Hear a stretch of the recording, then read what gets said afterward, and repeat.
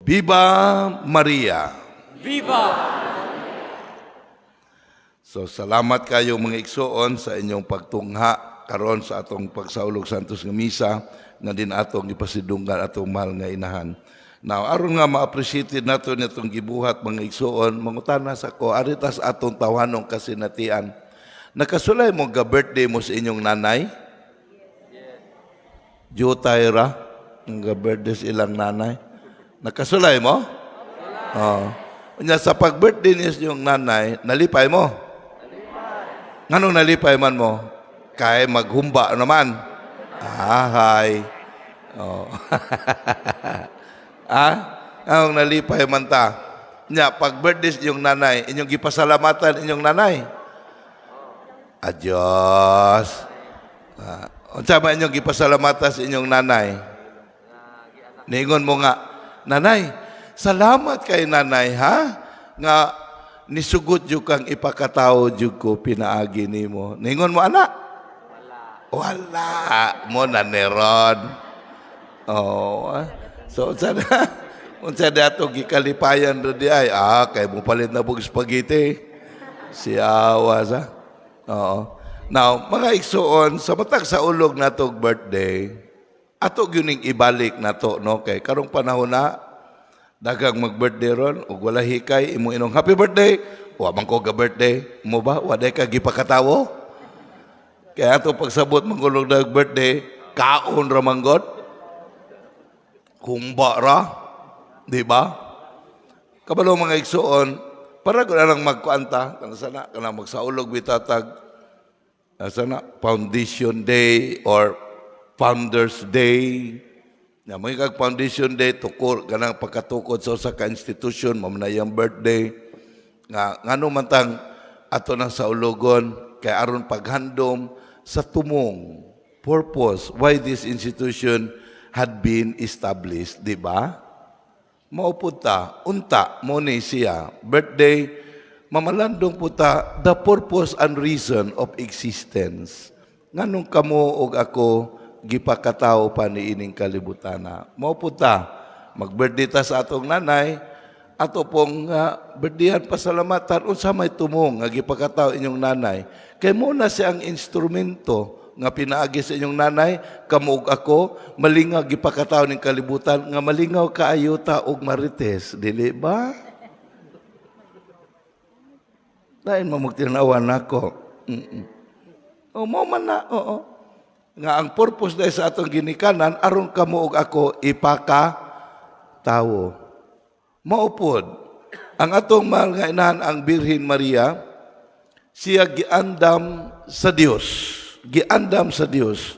Aron pinaagi kaniya, matuman ang iyang gisaad nga to siyang katawhan, nga magpakatawo ang manunubos, nga mo'y muhawa sa iyang katawhan, gikan sa kaulipnan. Kaulipnan. Kabalo mo kaulipnan? Root word is pagkaulipon. Ulipon. Wag yapon mo kabalo. Okay, in English, slavery. Slave. So, we had been slave. Kana ulipon ta sa kaaway sa Dios.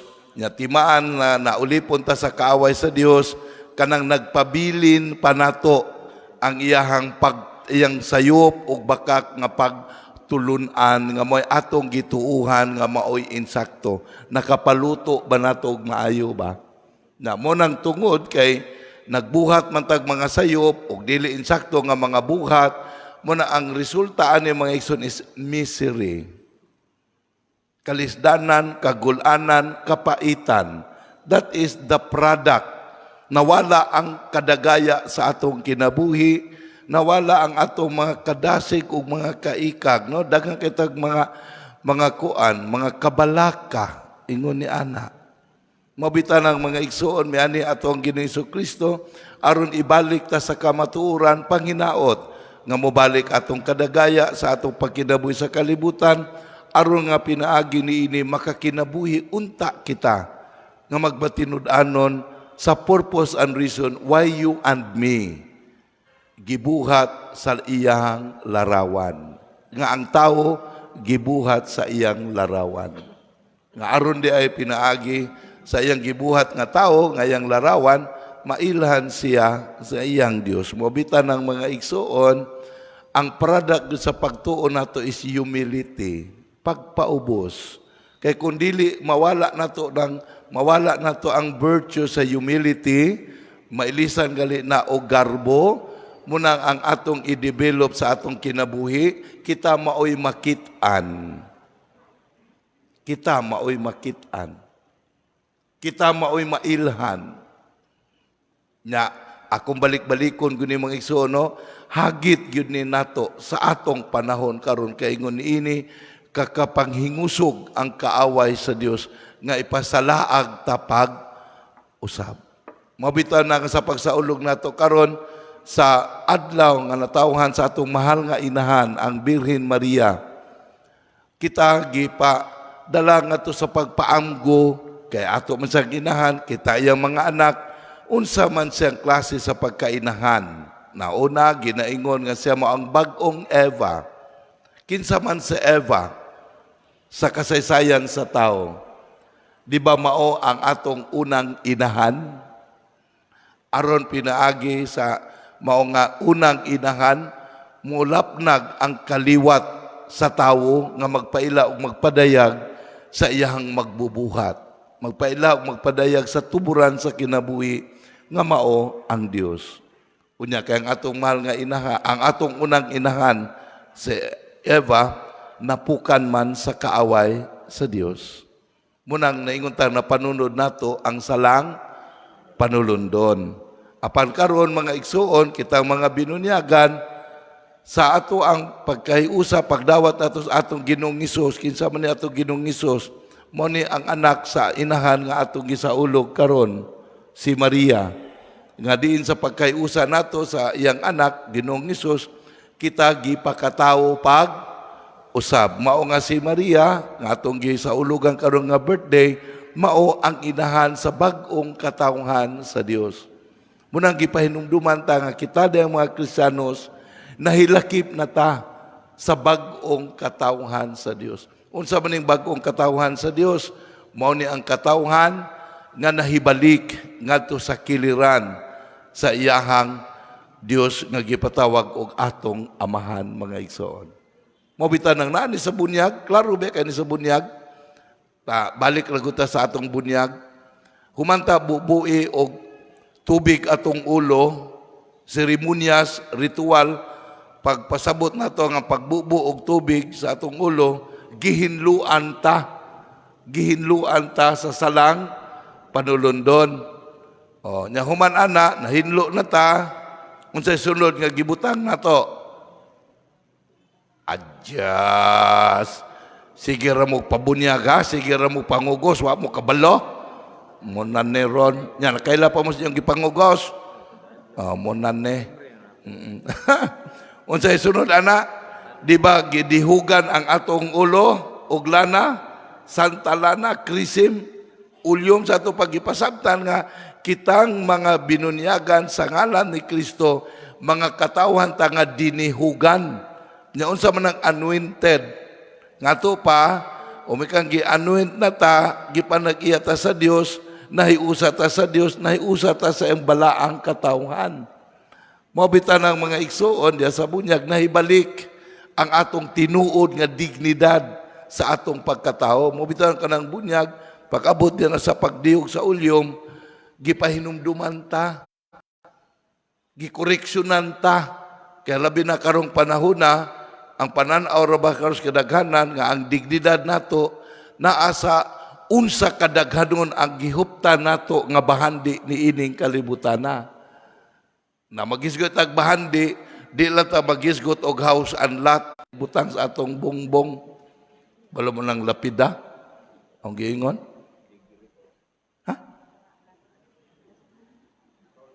Kana bang anak ba isip no? Oo, lapida.